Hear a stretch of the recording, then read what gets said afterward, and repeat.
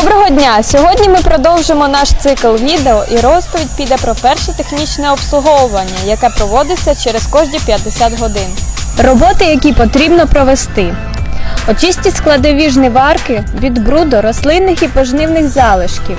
Ріжучий апарат шнек-мотовило повинні бути сухими і чистими. Перевірте і при необхідності підтягніть кріплення складових частин. Болтові з'єднання повинні бути затягнуті. Перевірте та відповідно налаштуйте натяг ременів та ланцюгів. Зірочки і шківи повинні знаходитись в одній площині. Перевірте і при необхідності відрихтуйте витки шнека.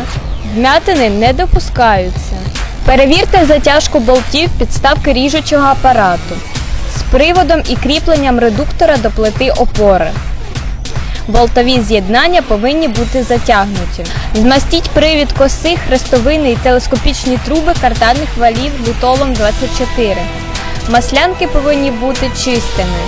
Зробіть по 2 качка в маслянки хрестовин карданних валів і по 1 качку в маслянки привода коси за допомогою шприца маслянки. При необхідності змазування потрібно робити частіше. Зауважуємо, що достатнє і своєчасне змащування забезпечує гарантійний термін експлуатації і надійні жниварки. Якщо відео вам сподобалось, ставте лайк, підписуйтесь на наш канал, попереду багато цікавого. До зустрічі!